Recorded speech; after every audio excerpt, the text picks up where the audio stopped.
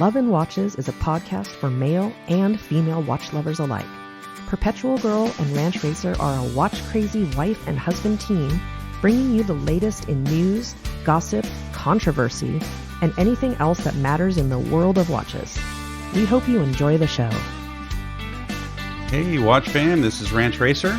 And this is Perpetual Girl, and welcome to another edition of Love and Watches. This is episode 26, which I think a lot of you guys out there thought it would never happen. It's been a while since we recorded. It has, but it is our 26th episode, and we have a little anniversary. We have a couple of anniversaries, right? We've been doing the podcast for over a year now. Just over a year. April was the 1 year anniversary of the show. Mid-April. Yep. And what else do we have? So today is our wedding anniversary, so that's another important anniversary, so that's fun. It's Mother's Day, too. And it's Mother's Day, yeah. It's Sunday, May 12th, so big day for the podcast and for us, and man, we're really excited to be recording again. It's been a tough couple months here. Just busy with life, and it happens, and this is a hobby for us. So life sucks. I hate that life gets in the way of what we really love to do. It's not that bad. It's actually we have a good life, and we're happy. But things do get pretty busy. Things do get busy, and we are determined to get back to the weekly shows. So we're gonna get this one delivered, and then as soon as we have the opportunity, we're going to get the next one in the can. Maybe even get a couple in the can so they're ready to get published. Yeah. We like to try to do them just before they get published, just so they're very timely. But sometimes we've just been experiencing this issue where we just can't get the two of us together for an hour to sit down and record. You've been on the road a lot lately, so it's So that's your real job, and this is a hobby again. So. Yeah, so maybe we can get a few episodes recorded over the next couple weeks, and just so we've got some. Or just try to make appointments to do it. I could always take excerpts from some podcasts, and we could play the best of Love and Watches, like a lot of shows do, like the Brady Bunch. Yeah, the best of. But so we're back with you guys again. It's Mother's Day. Happy Mother's Day to all the mothers out there. Including animal mothers. Animal mothers, people mothers, whatever kind of mother you are. Happy Mother's Day. And again, this is our anniversary. So PG, happy anniversary. You too. It's been 18 short years. Wow, 18. We're coming up on 20. We're getting there. So what are we talking about today? It's kind of a random... Well, it started out being random, and it kind of turned into a little bit of structure. Yeah. We'll do a little news, and we're going to do What's in the Collection. Yeah, part so we've 3. done a couple of those. This is number 3. This will be What's in the Collection Part 3. Mine actually has a theme. Mine does too, for the first time. And mine's on the more affordable side, so I think that'll be fun. Cool. That's cool. In terms of news, I think we're gonna stay away from like the typical industry news that we were trying to cover. There's so many. I mean, you guys get bombarded if you're really into watches. If you're listening to a watch podcast, you're probably really into watches, which means you're probably keeping up with all the news, all the releases. You get bombarded with that stuff on all the channels, whether it's on blogs, on other podcasts, whatever it might be. So you don't need to get that from us. Unless it's something that really tickles us. Well, or if it's something that's really in the theme of the show, we'll talk about it. But we don't want to bore you guys. We want to get into the fun stuff and have a good time with this. And we don't want to just be another watch channel that delivers the same news. Because everyone that's in this industry, including us, we all get the same press releases and show releases. Yeah, and then every blog, every podcast covers it, and we don't need to do that. They all do a really good job. So they do a great job, and honestly, it kind of bores me. Well, it's important to keep up. So it's important to keep up and stay relevant, but that's not what we're about. We're not about watch news. We're about the enjoyment of watches for everybody, all shapes and sizes, all budgets, all genders. Doesn't matter. That's what this podcast is all about, and just having a good time. So yeah. We don't want to get too serious. We want to keep it fun and light and just enjoy the hobby. And that's important for me because in the last, I don't know, in the last 4 or 5 months, maybe kind of leading up to Basel and just up until a couple of weeks ago, I was really kind of down on the industry. I know that came through in our last podcast. I was pretty negative on Basel, and I think you made some people cry. I don't know if I made people cry, but did. we did get some people that commented, "Hey, what's wrong? You guys are really negative." And but at the same time, I'll stand behind what I said because I'm going to call it like I see it. Nothing's if I think perfect, it's junk, right? if I think it's overdone, I'm going to say that. But we do want to try to keep it upbeat and positive. But you're going to hear our opinions. Period. That's what we're here to do. So anyway, I was kind of down on the industry, but I'm feeling better and getting back into it and really enjoying all my watches again. We've picked up some new watches since the last podcast. We've got some watches in for review. Well, that's what I was just going to mention. You go for it. That's what I was leading on my parade. No, I didn't say the brand. I was leading in. So it's all you.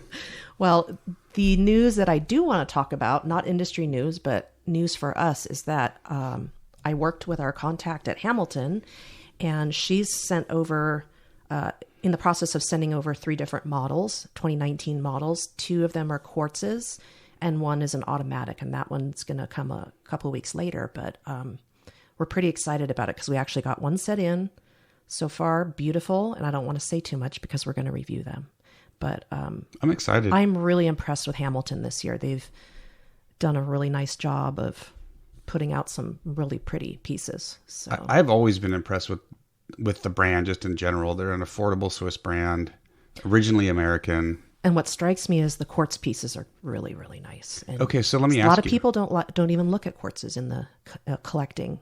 Is the plural of quartz or quartzes? Do you know? Because you say it both. I usually say quartz, whether it's singular quartz or pieces. Plural. I don't know. Quartz pieces. If any of you know, if any of you English majors out there know the correct pronunciation, let us know. You'd have to have the correct modifiers in your sentence. Yeah, and you're quite the English. You know that stuff. So, anyway, I wanted to cover a couple things. Well, there's one thing in particular I wanted to cover that maybe I'll do that now, unless you have something else you want to cover first. I was thinking a couple thank yous. Okay. Just like little shout outs. Oh, cool. And that's always fun.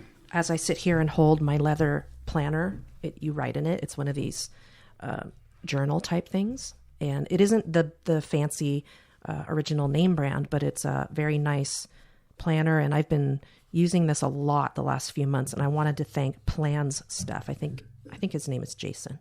But he's really into all the bullet journaling. I don't know if any of you know what that means, but it's what does like it mean? A diary. I don't know what it means. It's a diary, and you can track whatever you want. So I track things that are pertinent to me. It's kind of like when you were little and you had a diary and it had a lock on it. Mm-hmm. A lot of girls remember those, and it's like, I saw Stephen at the lunch counter today, and he said my hair looked pretty. And then when you turn 50, I took this many milligrams of my blood pressure medicine and had this many hot flashes. So went to the doctor this week. And all my doctor's appointments. My knee is killing me. And my surgeries. Oh, my sciatica. And chemo and my liver. Nice. So I don't mean a little bit different. I didn't mean to go into a high. stand-up bit, but you can write anything in here, and there's inserts and all kinds of really, great stuff. It doesn't go in the cloud, so you can't get to it. But for me, it's in my purse. It's cool looking. It looks really old school. The leather all worn and stuff. And I got it on Amazon. I can't remember the brand name, but it's the generic version. So thank you, Mr. Plans Stuff. He inspired you to do that? He did. Oh, that's cool. He did. And then let's see. Someone else just did. I can't pronounce this. Fashionistic. Faigenistic. I had liked a whole bunch of their posts. So they did a little story with this little 80s guy dancing, and it really made me laugh. So I thought that was really cute. And then this last week, we had our local watch get together, our group. Red Bar Sack. Go Red Bar Sack. It's growing. It is. We've got quite a few new members. Yeah. Really, really nice guys. No girls yet. We need to get the girls out. Yeah, you're still the only female. I'm trying. There was one new guy, Jason. Hello, Jason. And his wrist size is the same as mine, just like Paolo. So I have a little club that you guys had the little small wrist sub Red Bar Sack meeting over there. I saw. And he learned about our podcast from our buddies at Two Broke Watch Snobs. How great is that? Yeah, and he hasn't listened yet. He said he was going to. Oh, cool. And speaking of which, I wanted to give a huge shout out to Mike and Kaz over at Two Broke Watch Snobs. They hit 10,000 followers on Instagram. It's a huge milestone. Good job, we'll probably never get there. I don't even think we're at 1,000 followers yet. Instagram's gotten really tough. I'm at almost 2,000 and our Love and Watches is like 400. So I don't understand. No, we're at 8 something, I think. But I mean, like we've always said, we try not to measure our success based on the number of Instagram followers we have, because we have a huge amount of plays of the podcast, and we'll probably start doing some giveaways based around that. But I just wanted to give those guys a huge shout out, because not only did they inspire our podcast, they continue to just be a great podcast to listen to. Go over to their Patreon page. That's how they're growing their business. And as a matter of fact, we are a Patreon member of theirs, and mainly just because I love the show. I listen to it in the car when I'm commuting, and they're just a lot of fun.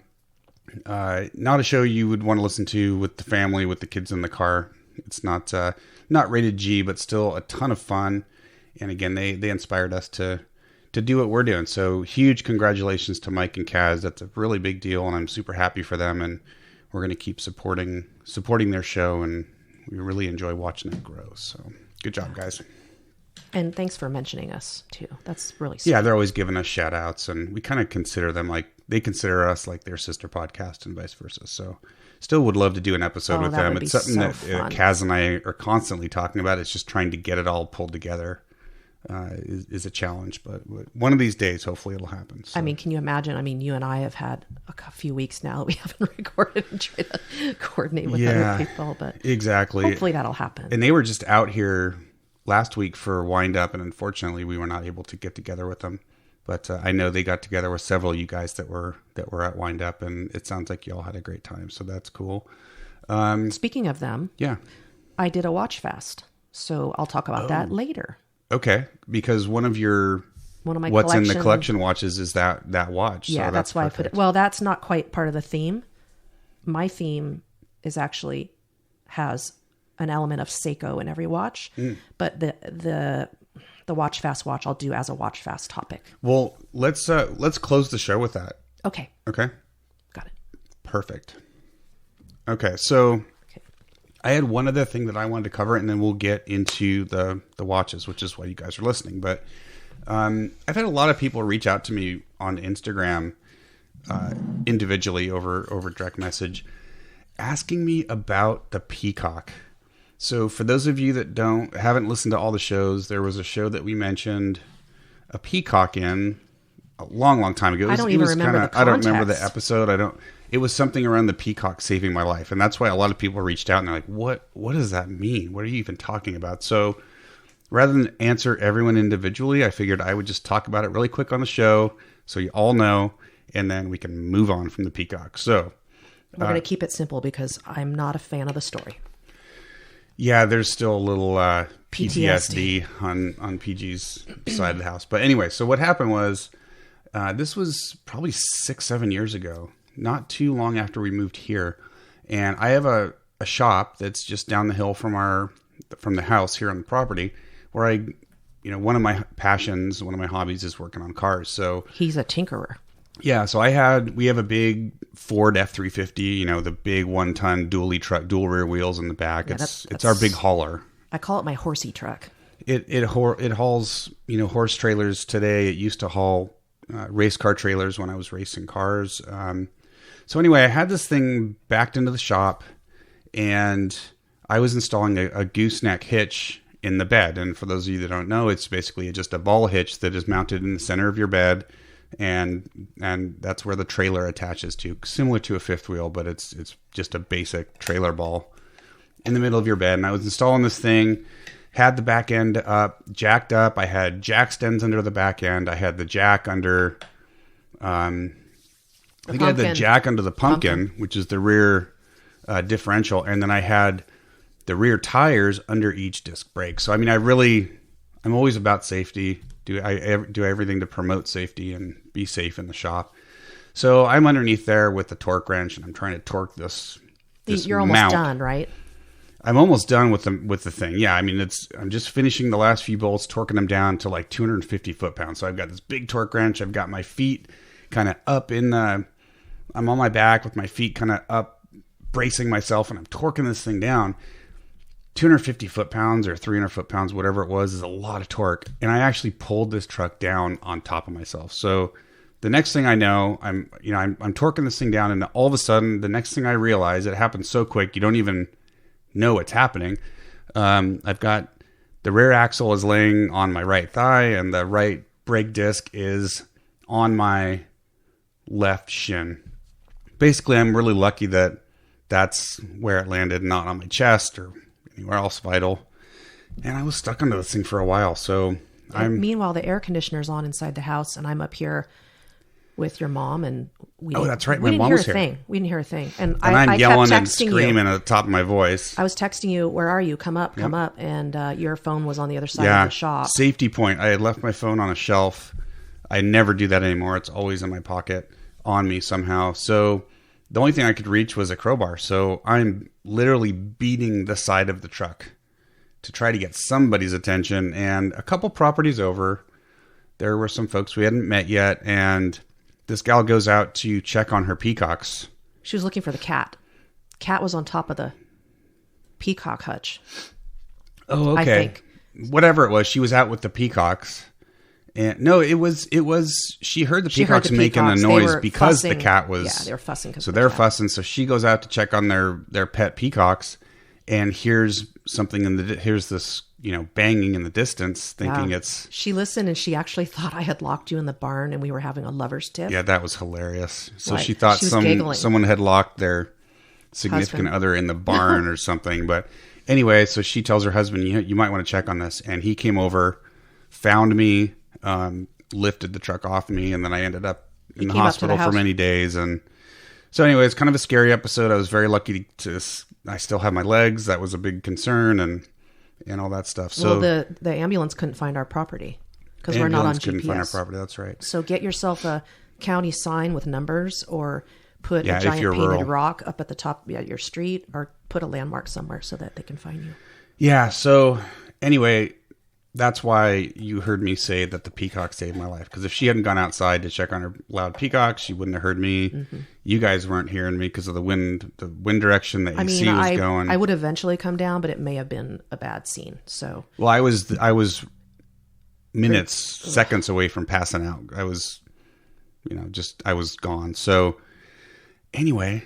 That is how a peacock saved my life. Yeah. And now I'm really stressed. You all know, and now we can move on. And since then, I've put a professional 2-post lift in my shop. I don't lie under vehicles with jack stands anymore. So even though I was following all the safety precautions, things can still happen. So just always be ready. Always have a plan should something happen. Keep your phone. If I'd had my phone with me. Yeah, it would have been fine. You'd been down in 30 seconds. So that was a really good lesson for me. I don't ever leave my phone.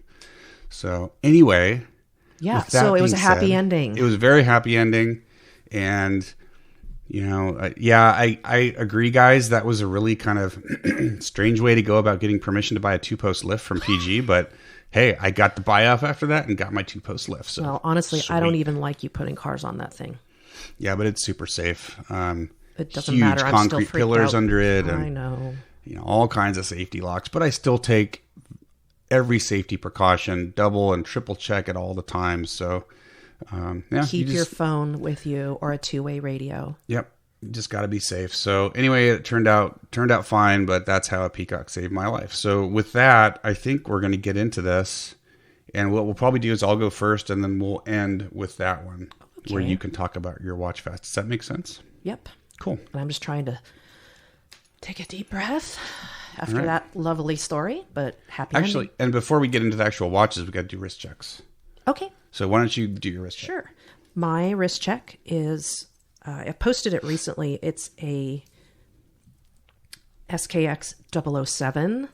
A special SKX 007. It's got the 7S26 movement in it, and it originally started out as a black dial, black bezel, sort of the it's their quintessential affordable diver. So it's their diver. Seiko. It's got a Jubilee band which we may change to an Oyster at some point. Possibly. But Yeah. it's an homage to the Explorer 2.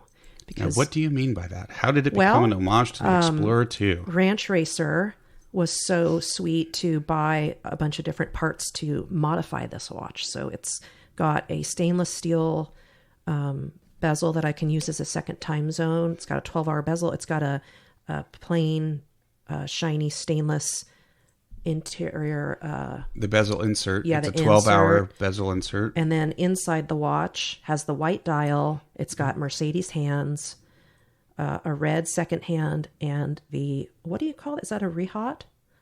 Yeah, it's just a shiny stainless reflective rehaut. And the bezel does rotate. It has a coin edge, unlike the Explorer 2, but this way I can turn it. And to track a second time zone, which is really cool. Yeah. And it's 42 millimeters, but it looks great. It looks awesome.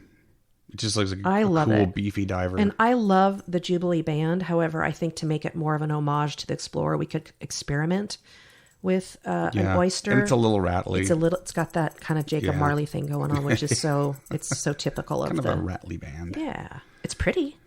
Yeah. But, and it's a wonderful watch, and it adjusts well. It has micro adjustments, and it just looks great. And it's even, I know the Explorer doesn't have the 369 numbers on it, but I'm fond of that. So, yeah.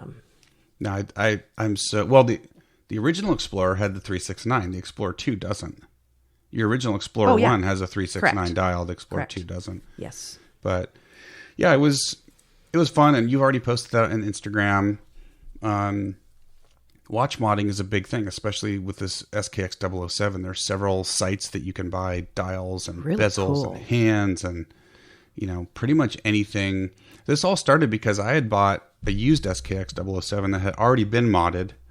I bought that off of someone on Watch Freaks several years ago, and you took it apart. I took it apart immediately. I was going to mod it, and I bead blasted the case, but I don't have something I want to add to my watch tool collection is a polishing wheel.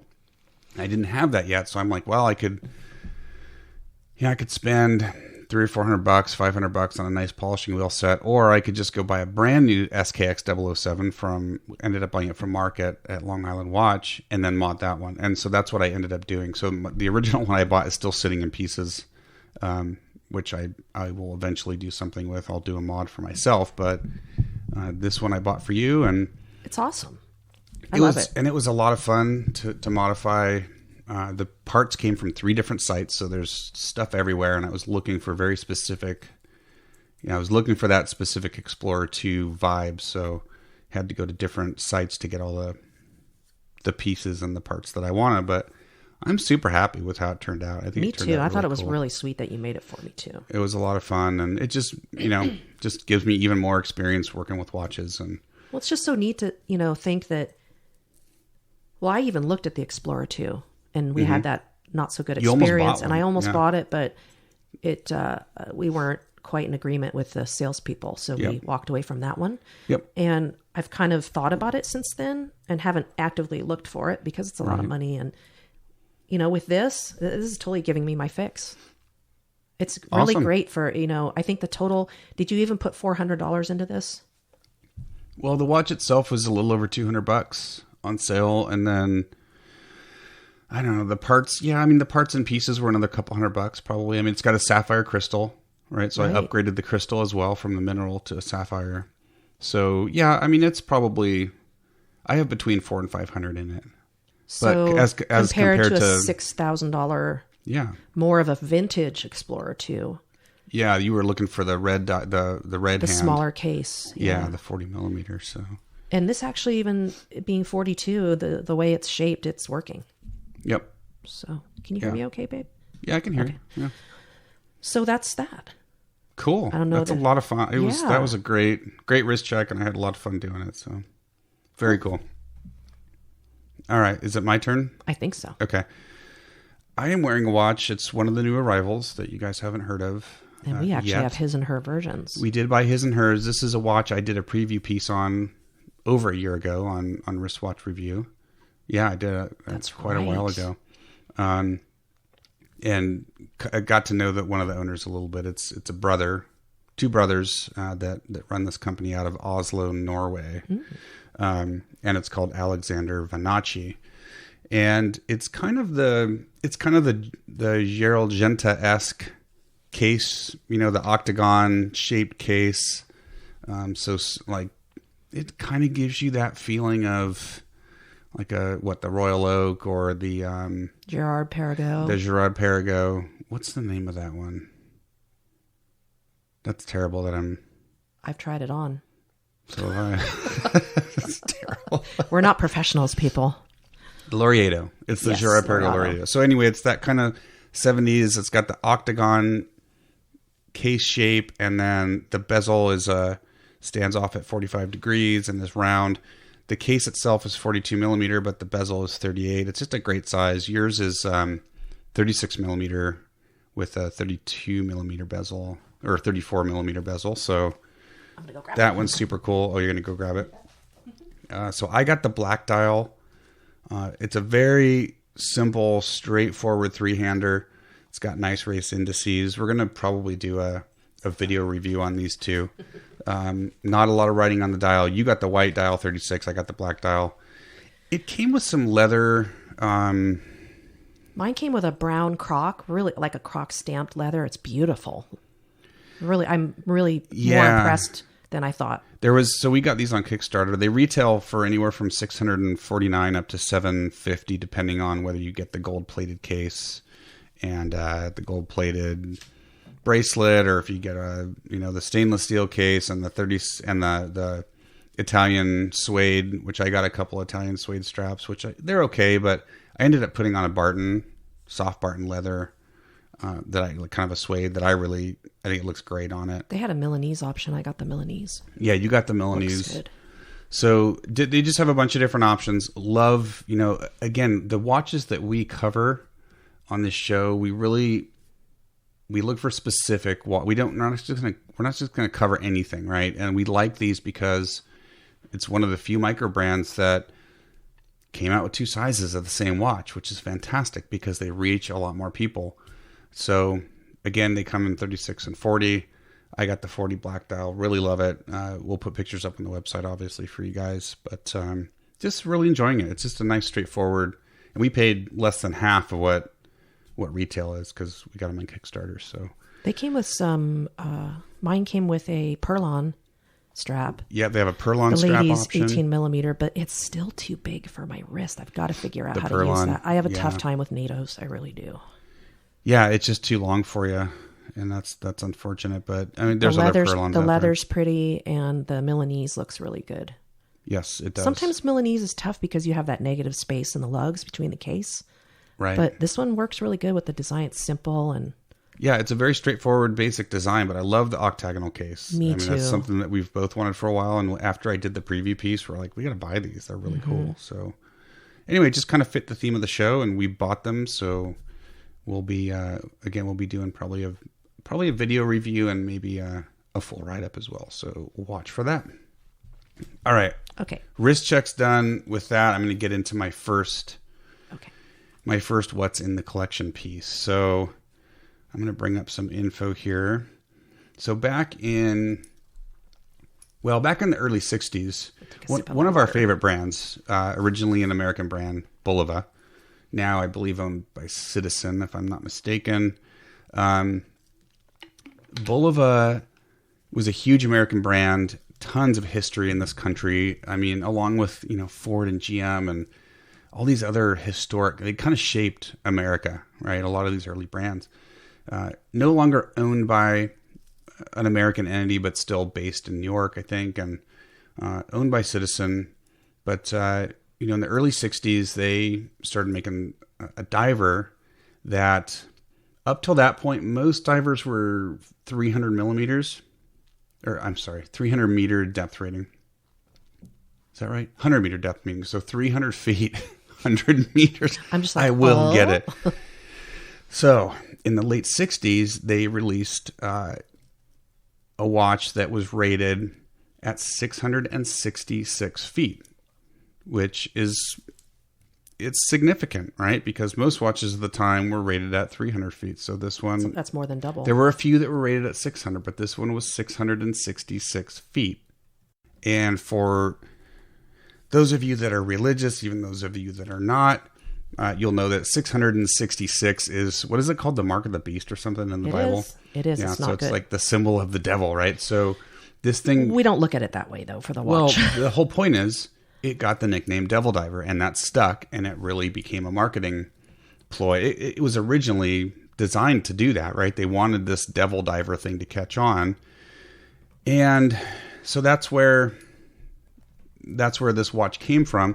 In the early 70s, they came out with a cushion case, compressor style, right? So compressor, we've talked about this before. As you go deeper, it's designed, all the like the case back and the crystal and everything are designed to compress onto the case and make it even more watertight. So they came out with the compressor style, and it was a black dial, I believe, with the first 15 minutes on the unidirectional bezel were red. And then they came out with one that was orange and it has a crosshair dial, really cool looking watch. And the indexes are round and they're kind of three-dimensional. They look like little 3D crystals. They're like little clear white hockey pucks. Yep. So they came out with that one, and then they came out with an orange one in 70. I want to say it was in 1972. And we actually found an original orange one from our friend Buying on Time on Instagram. And it's the smaller one.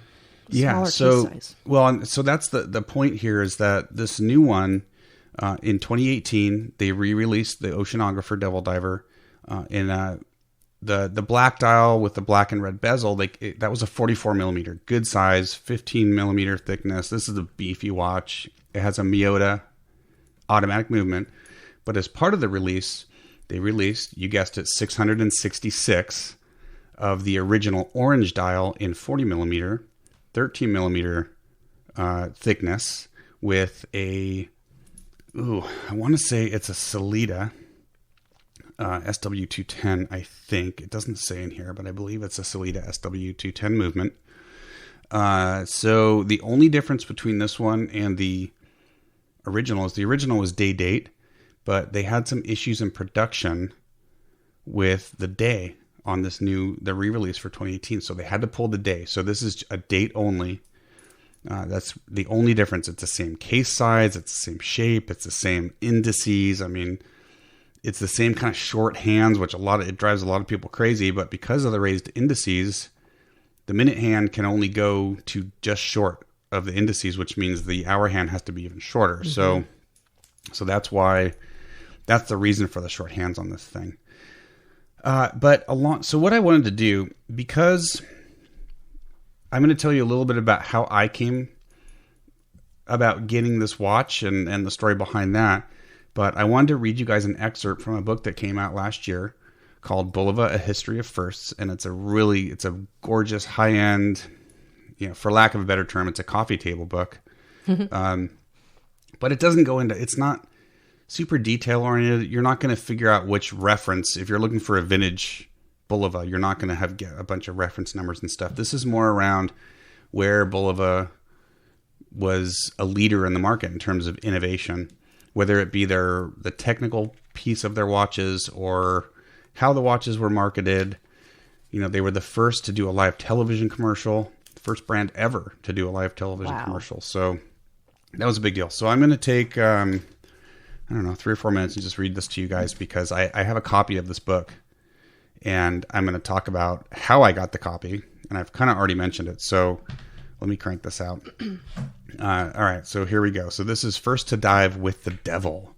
The Bulova 666 quote Devil Diver. 200 meters is a long way down when you're scuba diving. It was even more so in 1961. At that time, the deepest anyone had ever gone was 133 meters, and strange things happened to a man at that depth. Nitrogen in the compressed air becomes narcotic, and even ordinary oxygen becomes toxic. It is said that hell is a hot and fiery place, but it's more likely that the devil dwells deep in the dark waters.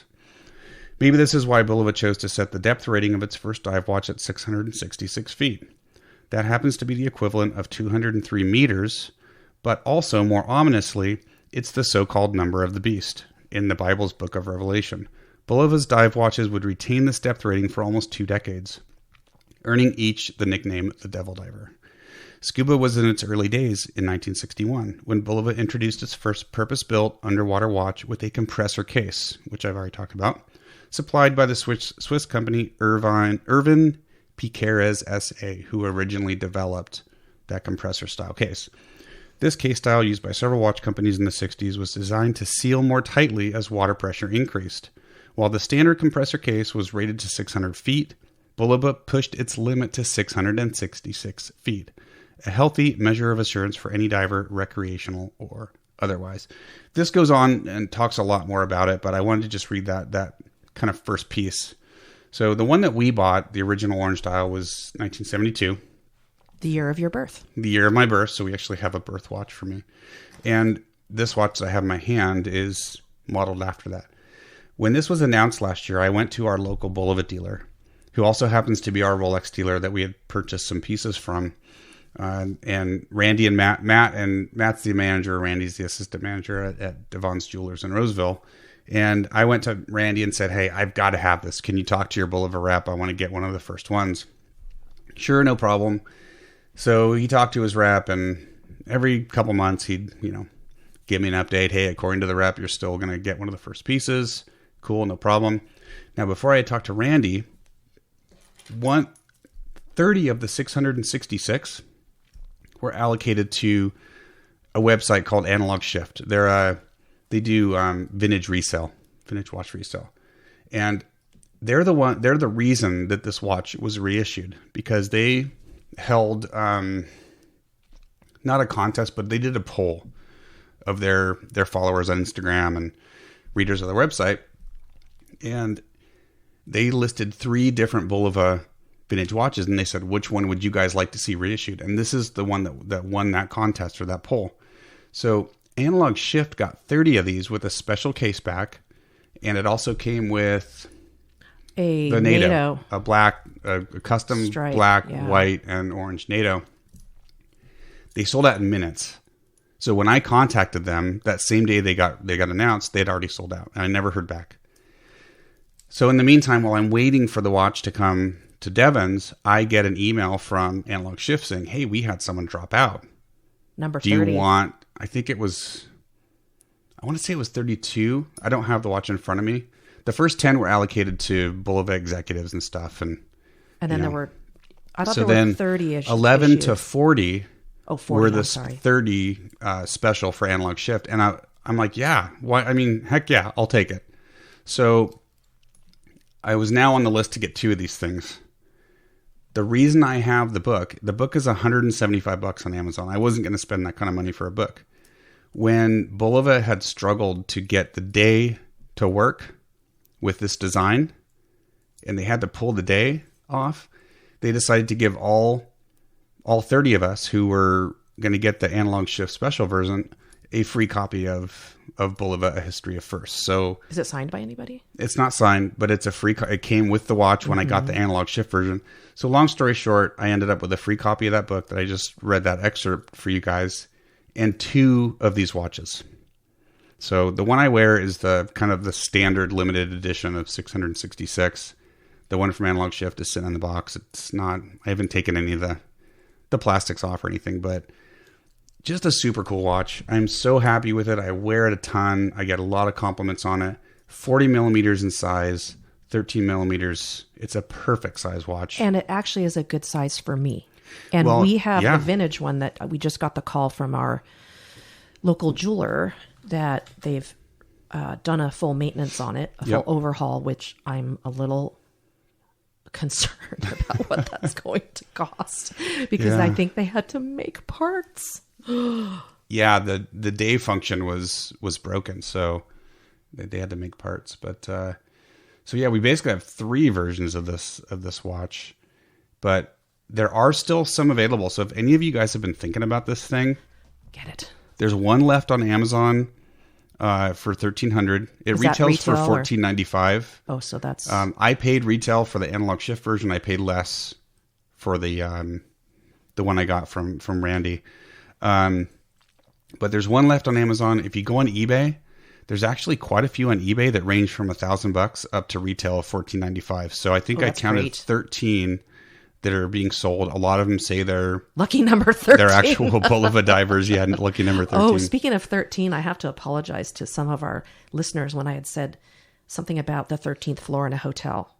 And I had said I thought that was an unlucky number in some countries, in Asian countries, and that's totally incorrect. So I apologize for that. But yeah, I think it's just unlucky here in America. Yeah, having grown up in Hawaii, I know that there's no 13th floor in a lot of the Japanese built hotels. So I just assumed that it was part of the list of. So that's a shout out to a show correction. I was totally wrong, and I totally recognize that. I own that. That's funny. So. Okay. Sorry, I didn't mean the sidebar. Yeah, there are a handful of these on eBay. They range again from about $1,000 up to full retail. So if you're still looking for one of these, there are a few left out there in the market. So I highly recommend it. I love the size. The size is great for any wrist size. It really is. Yeah, it's very vintagey feeling in terms of a dive watch. And if you just go to eBay and search Bulova 98C131, that's the reference number. And you'll find those. But anyway, that's the first one. I know, God, I probably took up 20 minutes with that first one. Would you call that a turtle case? It's a cushion case. Cushion case, got the it. Turtle is basically a cushion. Yeah. But that looks great on your wrist, too. I can't wait to see the vintage on your wrist. Most of the Seiko turtles are huge, but this is very tapered and very narrow. It doesn't go out very far past the case. So it just, and it's got a bit of a curve to it, it feels like. And it's smaller than even the mini turtle. It's beautiful. I mean, if you're looking for something like a monster and you just can't pull off that size, I would say to my friends with smaller wrists to consider it. Yeah, anyone with a smaller wrist that's looking for a diver that doesn't just overwhelm your wrist. But again, jump on it quick. There's not many left out there. So once these are gone, that's it. They made 666 of them. They're not making any more. You can still get the regular black dial 44 millimeter, but that's gigantic. It's big, yeah. If you like the look of this thing, jump on it now. It is a little expensive, but again, some of these dealers are discounting them. So if you can grab one of those, I say go for it. It's just a super watch, and we love Bulova. So that's my first one. You're next. Shall I do two at a time because it's no? Are we good on time? Okay. Yeah, I'll shorten the rest of mine. That was kind of the special one. So okay, I've got four here. Four more I'm going to talk about, and they all have Seiko movements in them. Two of them are actual Seiko watches, and two are not. And the first one I'm talking about is one of my older watches that I've had, and it's an Invicta. So we've got applause now. I know everybody knocks Invicta. Sorry to the Invicta haters out there, but yeah, I know. But however, there's a watch for everybody, and they make cool watches. Watches. It's an excellent way to get into the hobby of automatic watches and dive watches. And if you just don't have the funds to buy a Submariner, you can get a homage clone with a Seiko movement in it. So you can't really knock a Seiko movement.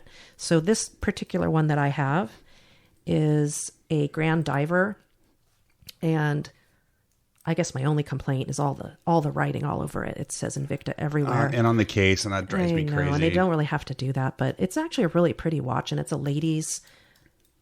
It's 38 millimeters, so it could be a unisex watch, but it's got an abalone dial with beautiful dial. It's really actually cool looking. It's really pretty dial, and it's got the indices at 12.369 are 2 diamonds, very small, but they are. How thick is it? Here, I'll let you do that. They're small diamonds, but they're real diamonds, and then are they really? That's cool. Yeah, it's a limited edition. It's got a exhibition case back, and it's got the NH35 movement in it. 15 and a half thick. It's pretty, with the crystal. It's pretty thick. It's a thick one. It's pretty big, but it's got an oyster band and a navy blue, not a royal blue, but like a Russian navy blue bezel, and it's got lume. The lume's not great. Let's face it. No, Invicta lume is not so good. Well, that's what you're not paying attention. I mean, it's under $100 for these watches, and people complain, "Oh, the lume sucks," or "I don't like the writing." Well, you're not. It's not like you're paying $500. No. But it's actually a really smart looking watch, and It is. It's a great looking diver. I think some people who can't afford watches, period. We have one listener who just got his very first automatic watch, and it was a Grand Diver, and he's stoked. He loves it, and I'm so happy for him. So this is kind of my swimming watch, actually, one of them. Yeah, you swam in that one yesterday. Yeah, and it's with the abalone and the color. It's got sort of a nautical feel to it, like an ocean feel. Yep. And I wear this one a lot. So it's got the round indices like on a Submariner. Yep. The round 2, 4, 1, 2, 4, 5, etc. And really nice. And it's actually pretty accurate.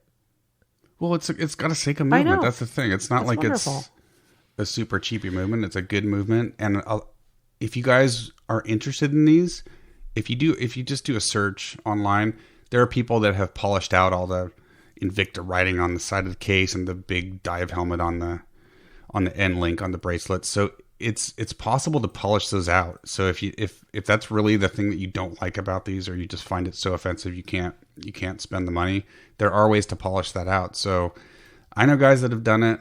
Kaz did a review on a Grand Diver that's basically a Submariner homage. And he really loved it. It was the first Invicta. He kind of did a fun thing with Invicta. He did that, and then like one of their crazy, the Invictas that we all love to hate, which over the top. They have the big cables on them. They're just crazy over the top designs. Some people love them. Some people love them. But he kind of compared the two, but he really loved the Submariner homage. So and this one, before I forget, the model number is 23986, and they did make a larger version. So they did make like a 44. I think Vinny's got it, our follower Vinny. Oh, okay. Yeah, so he's got the same watch, but it's larger, and it's like the size of your Mickey, I think. Really, really big. Cool. So this 38 is a kind of a in-between size for a smaller wrist, but I'm really happy with it. It's one of my favorites. I'm telling you, it's if you don't have a lot of money to spend, but you would really like a mechanical watch. Or if you do have money to spend, I mean... Or if you do have money to spend. Either way, they make some stuff that is not going to be to everyone's liking. They don't always have the best reputation, but these basic divers with the Seiko movements, I think they're great watches for the price. I think I have 4 of them, and one of them is my Donald Duck bluesy homage. And they have licensing, they've got official licensing with a lot of cartoon characters. I think Hello Kitty. Well, you have the Snoopy that you did on I have Snoopy. One of our other What's in the Collection episodes. Snoopy's as accurate as my Rolexes. Yeah, it's like 2 seconds. That's kind of a freak one. But I've got the Donald Duck, and they've got all these like Popeye and Betty Boop. And if you're really into Disney and characters and things, that Invicta's got a deal with them that's official. Yep. But there's not a lot of those models left. A lot of their newer ones are quartzes with Chinese movements. So I don't know how much inventory is left of the Seiko movement. And I don't know if they have the Disney license anymore, because Citizen just signed with Disney and they're doing a bunch of Disney stuff. So I don't know if Invicta has the Disney license anymore. So didn't they have one Citizen Disney when we were there 2 years ago? And it was it was like a seagull movement. I think it was a seagull movement. And it was really noisy. It was a very noisy movement, but Citizen now is doing, I think all the clocks on Main Street and Disneyland and Disney World are all Citizen branded and stuff. And it's a big branding campaign with Citizen. So interesting. Yeah. So I don't know if any of these other companies still have it, but tough to go wrong, folks. Just cool watches. So cool. Okay. Next. Okay. Post haste. My second one in my collection, another watch I did a preview piece on for Wristwatch Review. You guys are probably picking up a theme that when I do a preview piece, I usually end up buying the watch, so it can get expensive for me. But this is a watch with kind of an interesting story. It's the Alpina X smartwatch, and it was. You're not really a smartwatch guy. I am not a smartwatch guy, but love the look of this thing.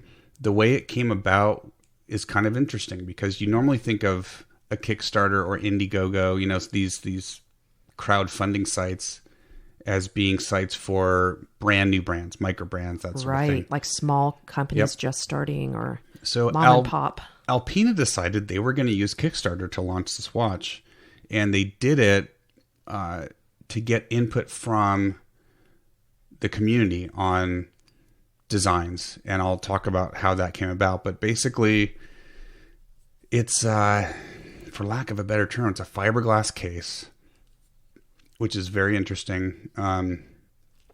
But it's a smartwatch. It uses, I think, an off-the-shelf smartwatch movement.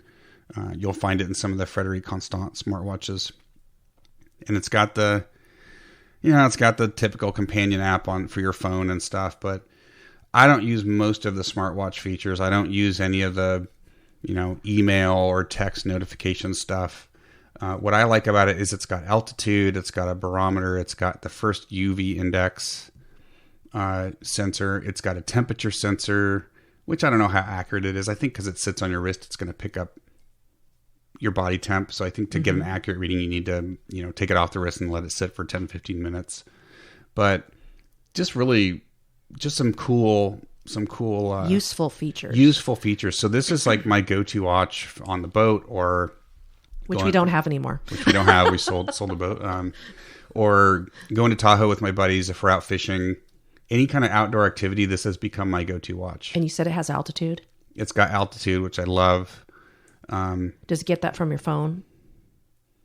No, it's got a sensor in here. Okay. So that's what it gets GPS from your phone. So it's got GPS, right, but that comes from the connection with the phone. And the temperature is solo to the phone. No, or to the watch. Temperatures is in the watch. All the sensors except for GPS are built into the watch. The UV index sensor is like I said, I think it's the first of its kind. So it'll tell you you've been exposed to this many. I don't know what the measurement is, but this much UV radiation. Hey idiot, put your hat on type thing. Mm-hmm. So that's a heck of a tool watch. It really is. It's a very neat tool watch. I think the Kickstarter price was like $600. They retail for $995. And when we did the Kickstarter, anyone who pledged the Kickstarter, we got to design our own watch. So we chose the type, not just the type of band. We got to choose the case color, the bezel color, dial, which has got it's got a built-in compass. Another cool thing. We chose the dial color, the Rehot color, the chapter ring, the hands, all of that stuff, right?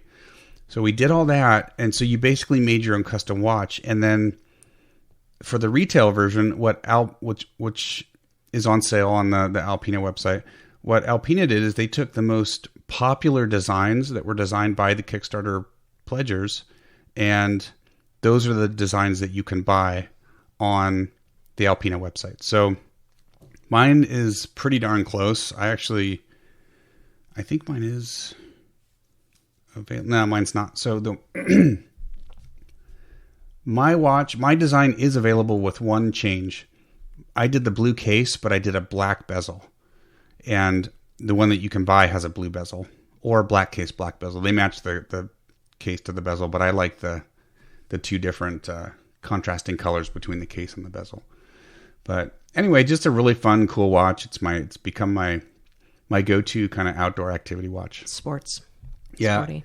Yep. I don't use the companion app that much. I'll use it to calibrate the compass and the altitude and stuff. But it's just a lot. It's just a very cool tool watch if you're an outdoorsy type. So highly recommend it. It retails for $995, and we'll provide links to the website. Do they make a smaller one yet? They don't. Okay. Because I have some friends. Big movement. There's a lot of sensors to pack it all in here. So I don't know if they can do it smaller without removing some of the functionality, basically. I have a hiking friend, hi Lorraine, who is a big time hiker, and she goes up to altitude a lot of the times, like 2,000 and above. And I know she'd probably really appreciate those features, but that is a huge watch. Yeah, it's 47 millimeters. It's a gigantic watch. Oy vey. Yeah, and it's pretty thick. Let's see, what's the thickness? Yeah, 14.6. So not as thick as your Invicta, but it's a big, beefy watch. So yeah, it could be tough for really small wrists. But then again, if you're doing the outdoors thing, you're not going to care that much, right? You just want a tool on your wrist. So and it's not too terribly. No, it's not too terribly heavy either. No, because it's a fiberglass case, so it's very, very light. It's deceptive when you pick it up. You think it's going to be super heavy like my Precisionist. It's not. It's very light. So, and I got a couple leather bands for it. I got the rubber strap with a deployant clasp, which I really like. So yeah, just a neat fun, very useful tool watch. So that's it. You're next. Okay. Next one is my trusty Seiko 5.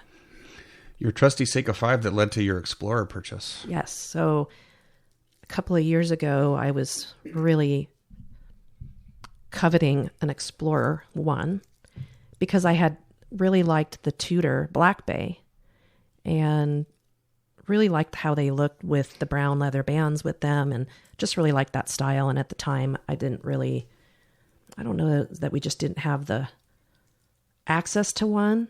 They were really hard to get. What, the Explorer 1? Explorer 1. Well, it was a lot of money. We didn't have the money at the time. And it was a lot of money, and they were, and the newer ones are quite expensive and they're larger. So I got this Seiko 5, it's the 7S26 movement, so it's a non-hacking, non-winding, day-date like all the other. Non-manual one. And it's a 37 millimeter, which is a really fantastic size. So I got this, fell in love with it, got the brown Barton band, and the black face with the brown gingerbread color band is such a great combo. Looks really good. And gave one to my good friend, my hiker friend. She fell in love. I think I might have gotten her started on her watch collecting.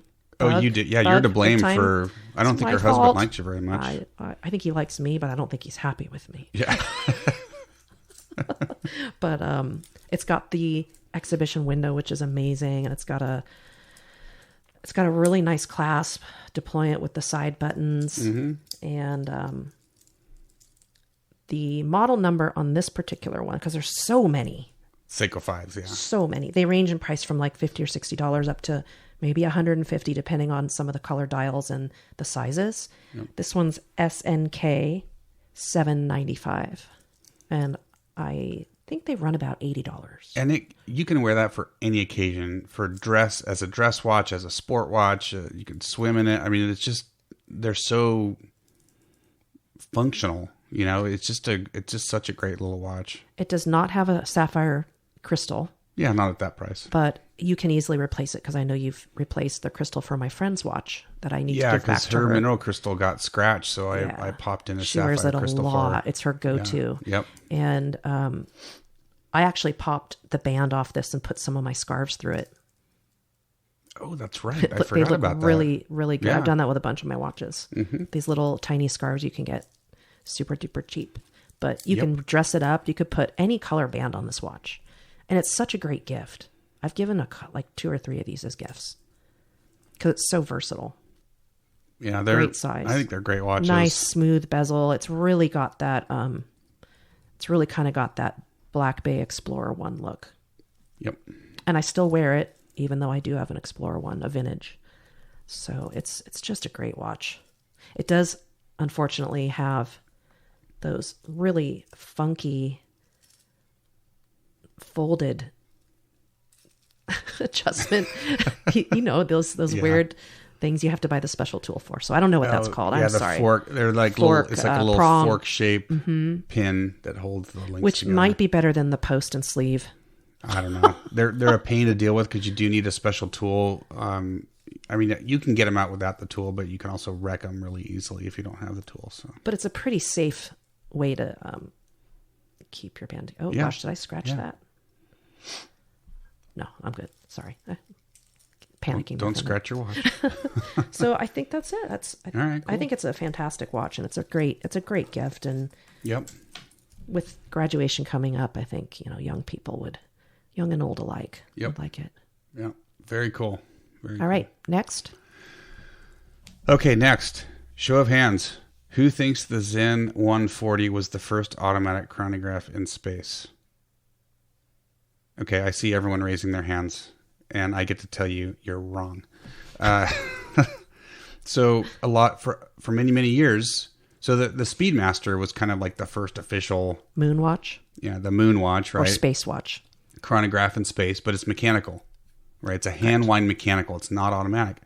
So for many, many years, everyone thought that the Zen 140 which was worn by astronaut Reinhard Führer, German astronaut who went to, I think it was one of the Space Lab missions in the mid-'80s. He wore the Zen 140, and everyone, for many years, we've all thought that was the first one. In 2007, a picture emerged of Colonel Pogue, who was one of the astronauts on Skylab 4. Skylab was the United States of America's first orbiting space station, right? That we actually had people on. He was wearing this watch. This watch is the Seiko 6139-6002, which has come to be known as the Seiko Pogue.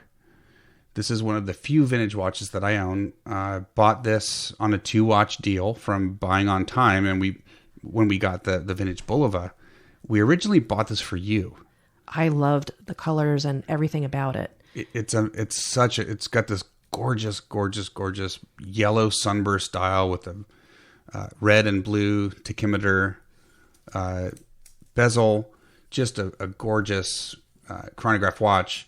Just has the one subdial, the 30-minute subdial at 6 o'clock. No running seconds.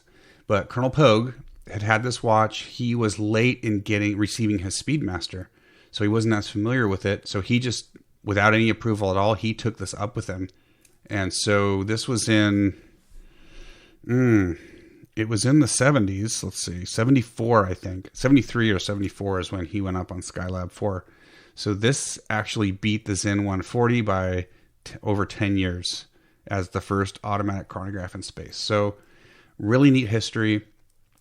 And again, it's just such a beautiful piece with this yellow dial. They made this watch in a lot of different colors, but this one, which came to be known as the Pogue, is the most famous and his watch auctioned off late 2000s, I think, for $6,000. His actual watch that he took up there. We paid, I think it was around $1,000 for this. I think it was less. Might have been a little less, depending on, and this thing is in like pristine condition. I mean, absolutely perfect condition. The case and crystal, and although there's something up with it right now, I think you said. Well, it needs servicing. Yeah, because our buddy didn't. He told me straight up he had not serviced it. Right. But like the date, the crown sticks a little bit that you used to set the date and the time. So it's going in for service. It just needs a basic service. So Rand Tracer buys that for me, and it's too big.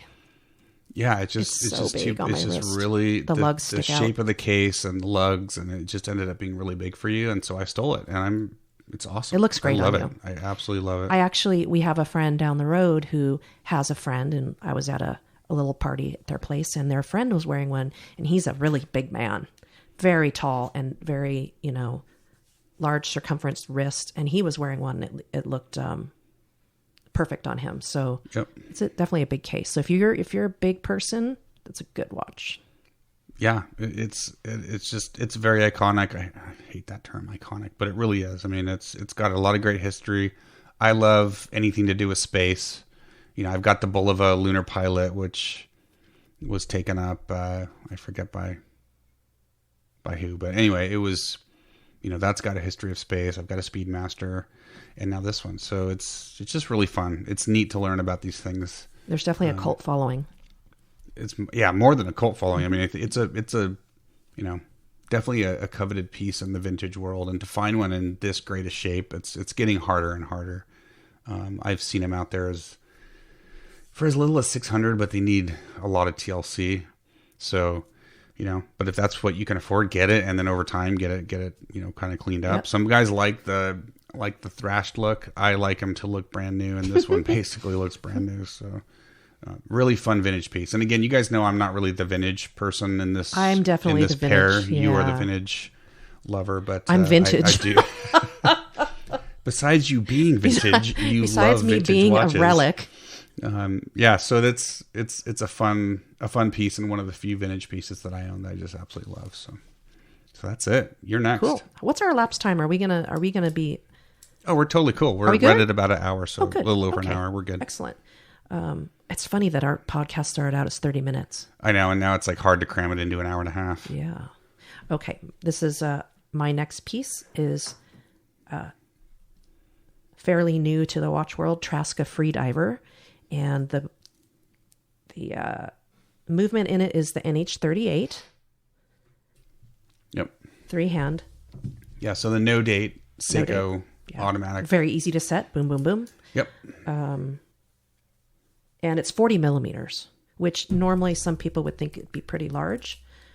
for a smaller wrist. But it's a diver. It looks great. It really does look great. And I got the silver bezel, the stainless bezel on purpose so that it blends in with the band and doesn't look as large. Because I think that the darker bezels make it give you a little bit more larger feel to it. Yeah, yeah. And this has the mint dial. And I've seen a lot of the mint dials online worn by men. So I think pastels can totally be any gender. Yep. And the hands are really beautiful. It's got they're like... almost like leaf style. It's like leaves or petals, like flower petals, elongated. Yep. And the second hand goes all the way out to the markers. And the lume is fantastic. It glows all night. Yeah, so I can tell time all night. John Mack is the owner of Traska Watches, and this is his first effort. And I just am really impressed. Just done a great job with it. I actually ended up buying that limited gray dial that he did. I got the black. I got the fully loomed black sapphire bezel. Yours is the stainless, but and he uses a hardening process on the case and the bracelet. So except this bezel did not have it. Except for there were some issues with the bezel, with the stainless bezel, but the rest of it, the case and the bracelet is actually hardened. And so for the price, I mean, well, you get I think they're about $500 for these watches, but you're getting a hardened watch. You know, you usually spend a lot more. Zinn is famous for their tegimented, hardened cases, but it's impossible to scratch the case or the bracelet on this thing. The Zinn 140, yeah, SINN, the German brand. Oh, right. And they're pretty famous for doing the hardened cases. Well, and I wear this. You can vouch for me. I wear this a lot, and you wear it a ton. I don't have a single scratch on that bezel, so I don't think. No. I don't really even see. I'm inspecting it right now, but yeah, because the bracelet's all hardened, so it's gonna be really tough to scratch pretty. It. And the buckle is great because it's got the fold over. Yeah, the fold over and locking a clasp. Side pinch. It's actually got. I still got some stickers on here. Look at that on the inside of my buckle. It's got some detailing. What do you call that again? Oh, it's almost like an engine turned or a perlage or on the inside of the clasp, like you would see on a dashboard of a stainless steel, like MGB or something. Yeah, it's really nice. So this is one of my favorites. I swim in it a lot because I trust it. Yep. It's got a nice screw down crown and it looks good on anybody. Yeah, it's a fantastic watch, and that's why I ended up getting one too. I love the gray dial. And again, reliable Seiko movement. Yeah, tough to beat, right? So, yeah, Traska, I can't wait to see what John comes up with next. I mean, we really love these, and it's going to be an exciting brand to watch. So, looking forward to seeing what he comes up with next. All right, okay, that's it? All right, so my next one, back in 2016, so the Oris Diver 65 has been the really very, very, very popular dive watch from Oris in the last few years. And in 2016, they came out with a special version called the Carl Brashear, and it was their first bronze cased watch. And just the base, it was a basic Diver 65 size. I think it was a 42 or 43 millimeter. They might have upsized it by a millimeter, but 3-hander, beautiful blue dial, and then the full bronze case and the bronze bezel. They made 1,000 of them, and they sold out really quick. Very limited edition. For those of you that don't know, Carl Brashear is famous for being the first African-American master diver in the U.S. Navy. And he went through some hardship, too. He had a diving accident, lost, I think it was the right leg from the knee down, and got his master diver certification after that happened. So he just... I mean, the guy was a bad exceptional. A. Yeah, he was awesome. Really amazing, amazing man. And so Oris had released this Diver 65 bronze version to honor him. Well, early last year, they came out with a chronograph version with the Salida, I think it's the 510 movement. 43 millimeters, again, all bronze. They made 2,000 of this one, so they made twice as many of the chronograph. And y'all know I'm not a big bronze guy. I don't like the aged patina look. I like my watches to look clean, brand spanking new.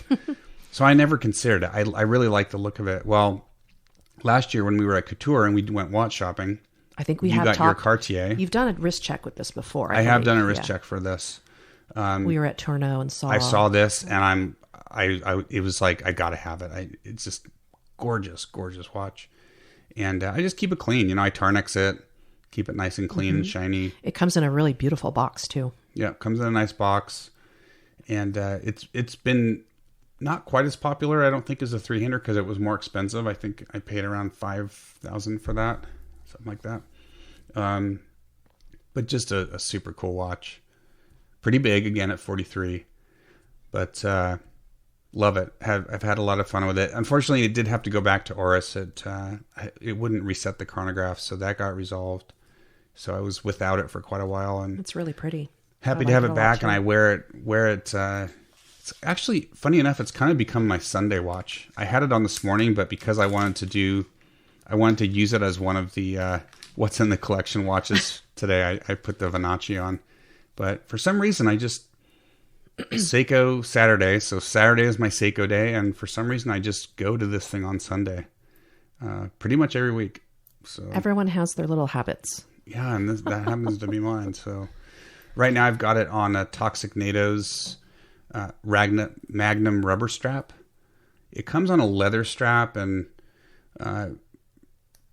it's, you know, going with my theme today of sports style watches. The leather just didn't do it for me. It's it's a vintage leather with the stitching on it. It looks cool. I think it's really pretty, personally. It looks great. I like it a lot. But you're not going to swim in it, right? It takes a little bit of the sportiness away. So I've tried it on some different bands and kind of landed on this one. And it's, you know, it's a very sporty band with the rectangles cut out of the strap. So anyway, it's been on this Toxic NATO's for quite a while. Matches the blue dial perfectly. It does. That's a nice combo. It really is, yeah. And it just kind of lends that sporty feel to it. So I haven't swum with it yet. It's 100-meter water resistance. I really should, since it's in honor of one of the most famous divers of all time. So I probably should swim with this. Maybe I'll do that today.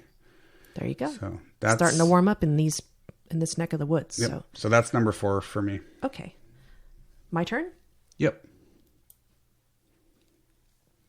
So my next one, and I've done wrist checks with this before, it's 1972 Seiko Bellmatic, which you can find a lot of them online. They range from very different, you know, various levels of quality as far as how beat up they are. This one I got really lucky because I'd bid on so many and got outbid, and most of them ended up going for $250 and above. This one, it looked pretty rough, and I ended up getting it for $110 or $112. You got a smoking deal on that thing. And it's blue. I mean, I had been hoping for a white dial, but the blue, I believe they made more of. So This is the one that has the integrated band, very much like the Rolex Oyster Quartz case and bracelet. So this looks Except a lot. it's an integrated bracelet, so it's integrated. You can't replace it. You can't do it, but the bracelet's in good shape. So we bought it. We got it home. You put it in the ultrasonic cleaner like 6 times. The bracelet was horrendous. Someone really wore this a lot, which was really cool. So it came out in a lot of arm brand cheese. New. Oh, gross! A lot of arm cheese on that one. I didn't have to hear that. I can't unhear that now. No. So we got it serviced. It came back looking even better because they polished the crystal and it looks brand new. And it's such a great little watch. I believe, I don't know what the movement is called. It's 1972, whatever they use. So we haven't popped it open recently to write down what the movement is, but it's a day date, non-hacking, non-winding, but it's got the separate bell alarm you can set. And I actually use this a lot. If I have to be somewhere and I don't want to forget what time it is, or if I have to feed somebody out in the barn, I'll set it and I can give you a little sample of what the alarm sounds like. It won't wake you up. You have to wind the alarm separately, right? Yes, it's got a separate spring. You do. And then it's got a, your crown operates your alarm. And the rotating bezel. Yeah, so the bezel rotates. Let's see here if I can get this. And that's how you set the alarm time, right? With the rotating bezel? Mm-hmm. And then you wind the alarm with the crown. Mm-hmm. There we go. That's really interesting. Okay, so listen closely, folks. If you're sleeping, it won't wake you up. But if you're... It might, if you're a light sleeper. Ready?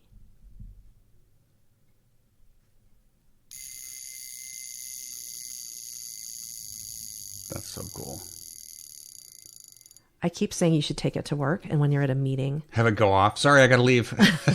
What was that? That was my alarm. Yeah, that's my alarm watch. But, my mechanical alarm watch. It's 38 millimeters, fits great, very comfortable. I would not swim in this. We wouldn't swim in any of our vintage pieces. No, because you just don't know. Now, you bought a second one. I did. White dial. That's pretty trashed. It is. So we're going to take it in for service. It's a little rougher looking. But it doesn't have the integrated bracelet, so you could put any bracelet or thing it's that you a want slightly on different case, but I believe still it's newer. Same movement. So yeah, we're going to get that one serviced and then put something on it, put some kind of a NATO or something. And actually, you did a video on our channel, our YouTube channel, about this watch and some facts about the Seiko Bellmatics, and that they were the first, I believe they were the first automatic Bell alarm watches made. They were the first automatic, I believe. There are luxury brands that have made them back in the 70s also, but I think Seiko's the first. I could be wrong, but I think we double checked it. Did we fact check that? Because some people have said, oh no, this was the first, and I think Seiko was the first. I don't know. Let's fact check that. But yeah, if you go to either the website, you can go to the website, just search for Seiko, or go to our YouTube channel, and you can. I did a video on it and did the alarm and kind of showed how it gets set and stuff. It's a 4006 dash something is the reference number on that one. I don't know the last four. There's a lot of numbers on the back to identify. But yeah, super cool watch. I'm looking forward to getting the white one repaired, because then we can both have that one to wear, which would be fun. Is that more of a turtle? No, that's not a turtle. It's no, I think it's kind of the more same like this one. Case shape, but it just doesn't Similar. have integrated lugs. Yeah. So, all right. Well, Okay, I'm gonna do my done. last one. Okay. I debated whether to do this one, and most of you know we have this. But to go along with my sport kind of chronograph dive watch theme, this is the Rolex Submariner. Now something we didn't announce today. We sold the Bluesy. Yes, that is news. That is news. We asked you all on Instagram what you thought, and it was pretty close to 50-50. I think it was 60-40 in favor of selling versus keeping, but we just weren't wearing it much. It's the two-tone blue dial Submariner. It's pretty fragile for the kind of lifestyle we have as far as... Yeah, the gold scratches really easily. Yeah. So anyway, it ended up working out really well. We sold it to someone, and just... Fabulous people. The story behind it was wonderful, and we're very happy. That left the building last weekend, about a week ago yesterday. So this is the newer maxi case, just standard black, no date Submariner. I was at Devon's, I think you've told this story before. I probably have. I was in picking up the Boulevard. I don't know if it was when I got it. No, it was when I was picking it up, and they had this, and I'm like, okay, it's a stainless steel sub. I wasn't looking for one. It's not a watch that I really coveted or that I was on a waiting list for or anything, but they just happened to have it, and they sold it to me, and it quickly became one of my favorite watches. It's just... I had been recovering from surgery, so I was drugged. Yeah, I had no idea what was going on while I was home sleeping. It was a bit of a surprise to you. It was. I wasn't sure if I was going to be allowed back in the house, but you liked it. It's the first time you've ever done anything like that. So. Yeah, but I just jumped on it, and I love it. I mean, I wear it every night because it's the best lume of anything in my collection. I like it too, except we used to share it because the adjustable buckle made it so that I could wear it on the tightest. Yeah, it and does. You wore it on the loosest, and then you added a link in, so I haven't been able to wear it, and I kind of miss wearing it. Yeah, I'll probably go ahead and I'm a little jealous. Take a link out and just set it up for you for a while, because if I take a link out and make it so we can both wear it, on some days it's just so brutally tight, even on the biggest setting for my wrist, that I wasn't able to wear it. So that's why I added. How are you able to wear it for so long like that? It wasn't for so long. I think I did that for 2 or 3 weeks and then added one back in, but I can certainly add another back in if you want to wear it for a while. I don't like the maxi case as much as the older style slender lugs with smaller indices. It's almost like a different watch. It really is. It really feels much bigger than the 40 millimeters that it is. I think it resembles the Sea Dweller now. Yeah, well, they all went to the maxi case, and the Bluesy felt a lot smaller, and you could wear that no problem. It was perfect This size. one looks a lot bigger on you, even though they're both technically 40 millimeter watches, The but lugs are huge. they're very wide, and it does make a big difference in how this watch wears. It looks fine on my 7.5-inch wrist, but it's It looks thin on you too. It's well, not it is a thin watch. It's a very thin watch. But I can see why these are so popular. I mean, it just melts into your wrist like butter, and obviously has the quality of the Rolex, but it's just such a good looking watch, and it's just got that great bezel action. I mean, it is a wonderful watch. Yeah, and you can wear it. You could wear this in a board meeting, which I'll never be in a board meeting, but you could wear this in a board meeting. You can wear it scuba diving, whatever. I mean, just for anything, right? It could easily be, if someone told me you have to get rid of all but one of your watches, this would be a top contender as the only watch. And that being said, if you can't afford the brand, you Lots get an of homage. homages. There's Tons so of many, homages. and it's such a popular style, and that's why there are so many homages of it. So Yeah. don't feel like you're not going to have a great watch if you can't buy the Rolex. There's lots of things out there that will suit people. That ceramic bezel is really pretty too. It's amazing. Yeah, they just really I wish they made a smaller did a one. wonderful job. Well, we were hoping for a 38 this year at Basel. It didn't happen. I don't know if it'll ever happen, but it would be cool to see. Because all the women's watches are definitely girly. Yes. Yeah. You know, Tudor did their Black Bay 34, and they have a 36. Tudor is, Which well, and I the had Black been looking Bay at the 58 36. is a 39 millimeter, I think. And I love that thing. I mean, our Machek, our Red Bar Sack leader, has the Black Bay 58. And one of our new members just picked one up. And I love that watch. I love everything about it. The colors, the size, the thickness. It's been very difficult to get. Hopefully that'll change.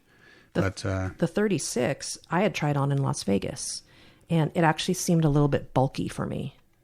I know a lot of girls like it. That's but not it a was dive little watch, right? It doesn't have a. It's more of the like an Explorer one. style, yeah. So when you found that 36 Explorer for me, or 37, I was pretty. That's a really good size. There's a lot of watches that size. So Yeah, but I think if they did the sub in a 38, it would bring a lot more people into the Rolex camp. But I could be wrong. But or are you making notes in your journal there? I'm journaling. So that's it. That is my 5 watches for what's in the collection. Okay. Number 3. So you've got one more. I've got one more, and this is not with the Seiko theme. Yep. But I did do a watch fast. I did my first watch fast. And I wanted to try this because What's a watch fast for those that don't know? We've talked about it before, but what is that? wearing a watch for 1 month. No, you can't wear any other watch in your collection. You wore just that watch. There were a couple of times when I might have bent the rules a little based on safety because I took it off to do certain things. So And you don't shower. You didn't shower in it. No, I don't shower. And the watch fast came about. It was originated. And I did try on other watches to size them when I got them. It was originated again with our friends Mike and Kaz at Two Broke Watch Snobs. They came up with that very early on in their podcast several years ago, and such a fun, cool idea, and not as easy as you might think if you're a watch collector with a big collection. I actually found it pretty easy to wear this watch for a month. This is a that fantastic one I would watch. say is not super tough, but and I have put pictures online, but this is the Omega Speedmaster 38, and it's the Orbis edition, and you don't see a lot of them around, like in the ADs. that was your anniversary present this year. It was. You bought this for me. Yeah. Kind of because I'd been talking about it, and you have taken over the sub, so I think you were being extra nice, and I really appreciate it because it's a great, an anniversary is a special thing. So, but this one, it is slightly different because it has a Panda subdial, light blue. It's got a blue bezel, blue face, and the subdials are light blue. And it's actually made to celebrate Orbis in-flight surgical eye hospital. Talk a little bit about that and why it matters to you. Why it matters is when I was a young lady in my 20s, I worked at an airline that helped procure parts and set up one of I think it was their second plane. I think it was second, DC-10. And I was very lightly involved, not very involved, but nonetheless involved. So I was aware of what it was. And then a fantastic doctor of mine back in the Bay Area, he actually worked on the flying hospital. He actually spent time as a surgeon. So it has sentimental value to me. And Omega actually donates proceeds for each watch to Orbis, and they actually provide each teddy bear to their patients, and a lot of their patients are children. So they go to countries all over the world who can't afford basic eye care, and their goal is to alleviate blindness and things that we take for granted that we have here. A lot of countries don't, and it's causing people to be blind for just small things. So they're going out and doing amazing things. And that is really cool. It is, and it's a beautiful proceeds watch. From this go to that, right? Yeah, that's what I said. Yeah. And they do every teddy bear. So if you want to go on the Omega site, it talks all about it. It's really special. Love the teddy bear. The counter with him a second saying that's so cool. But it's a very comfortable watch. I've been wearing it at night. I sleep in it. The lume is fantastic. I mean, all the great things about a Speedmaster 38. And it's, I believe they have 3 or 4 different models of the Orbis in other styles. I think they have a Constellation, and I can't remember each one, but I love that Omega has done their Speedmasters in that size, and some of them are blinged out with diamonds, but they've also just taken the regular Speedmaster models and shrunk them like the black, the classic black one, like a reduced. So 38 of that, and they've got some other colors, but I'm surprised I haven't seen this more because a lot of men love blue, and it's really stunning. I mean, I'm surprised as well. The other blue dial they have on there has the dark blue bezel insert and all light shiny dial, and it's stunning. I had a tough time choosing, but I picked this for what it represents and the fact that they donate. So I think, if you buy this, not only are you going to have a great watch, but you're supporting a cause. Yep. So tough to beat that. Yeah. So when I got it, I was so excited to get it. I wore it for a week straight, and I thought, you know what, I'm going to do a watch fast. And I actually have been wearing it after. I wore the new SKX mod that you gave me the day after I broke my fast. You didn't break it. You reached the end of your watch fast. Yep. Yeah. And I actually had put it back on because I wear it all night, and it glows. So it's comfortable, and it matches. The only thing about a watch fast is you kind of miss your other pieces. Mm-hmm. And if it's a unique watch with a distinctive color, you tend to have to gear all your clothing towards it. But if you wear a lot of jeans, you're totally fine with this watch. Which you do. I do. Yeah. But I don't wear a lot of green. So like if it would have been green, it would not have worked for me. Right. Yeah. No, it's a neat watch. I love it. So I highly recommend it. Cool. Well, I can't think of anything else about a watch fast except that it really makes you appreciate the watch you're wearing because you notice more details in it every day, and your wrist gets used to it.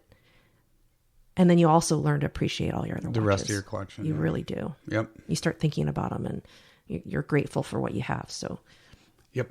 No, it's a fun thing to do. I highly recommend to anyone to give it a shot. And if you let Mike and Kaz know that you did it, you get added to their list of those that have completed the watch fast. There's a list? They actually have a list. From what Kaz tells me, they have a running list of people that have finished the watch fast. You should tell them you did it. Oh, I've been tagging them like crazy. Okay, so then he knows. But yeah, they actually keep a running list, which is kind of fun. So well, and I think this could easily be I like that topic of one watch collection. Back in the day, people had one watch and you wore a watch, and that was your watch. My dad had one watch. Yep. So I could see this being a one watch. A lot of the ones we have, we could. Absolutely. But this is a little unique though, because this is not, as far as budget, this is on the higher end of the budget compared to all the other ones that we talked about. So that you talked about, that I talked about, because I kind of wanted to keep a theme of affordable. But so it is not a chore to wear. I appreciate this. I'm trying to be humble. Yeah. So it wasn't difficult to do the watch fast with this one. No, not at all. It went still a lot of fun. Quick. Yeah. Cool. Well, I think we shared some fun watches. We shared 10 watches with you guys today, plus our wrist check watches. Hopefully that gives you guys a better idea of what we're about. I mean, I don't know if we don't really have a theme to our collecting. We just buy stuff that we like, period. A lot of people say, if you just buy stuff you like, you're not thoughtful about it or whatever. And I don't know if I necessarily agree with that. I mean, I can see the point, and we have slowed down our purchasing. We think more about what pieces we buy, but I don't really have any pieces that I regret buying. I mean, I love everything that we've bought. So we've got a really diverse collection, and you can collect on any budget. Absolutely. You can collect more on a lower budget. Well, it just depends. More styles. It just depends. Yeah. But yeah, you can be I don't like to have this narrow definition of what collector means. If you collect watches, or if you buy a lot of different watches, as far as I'm concerned, you're a collector. It doesn't, you don't have to focus on one specific thing, or it doesn't have to be just high-end stuff. Some people buy all specific Seikos. Some have specific Panerai. Of course. You can absolutely do that. What I'm saying is you don't have to do that. To me, you're still a collector because you love something. You're buying a bunch of different versions of it. You're collecting something, period. I mean, if you look at the definition of what collecting means, you don't have to focus on any one thing. No, and some people say, "Oh, don't buy this brand," and we've talked about this so many times. It's we've kind of beat it to death, but we have quartz or automatic, like the Hamiltons we got in their quartz. We talked about that, and there's a budget for everything, and I'm starting to understand a little more about the value in quartz, where you can spend more money on the casing and some of the other aspects of a watch and keep the cost down. So I'm starting to appreciate that a little more.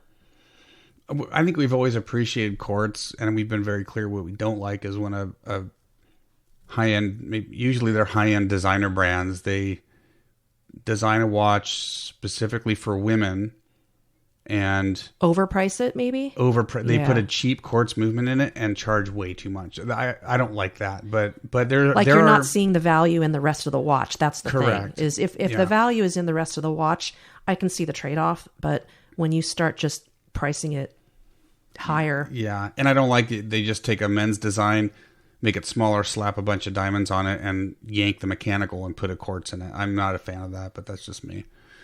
And you're not a fan of it either, But in general, I mean, you can collect you could just be a quartz collector too. Quartz, there's some awesome quartz watches out there. I'd buy a quartz Grand Seiko, and those are expensive.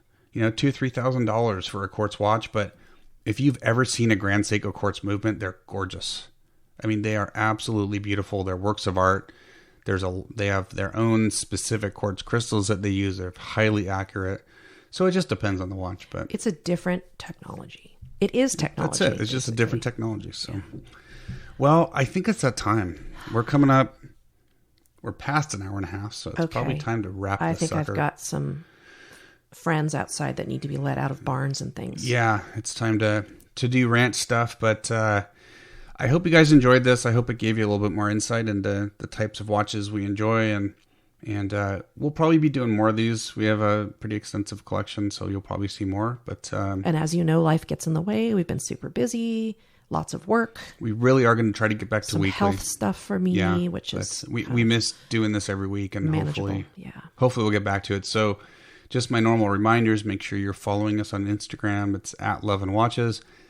Don't forget to tag us or use the Love and Watches hashtag, because if we choose your watch photo to regram, because we're getting back to our weekly regrams as well, you're automatically entered into a contest that will probably take place every 6 months or so.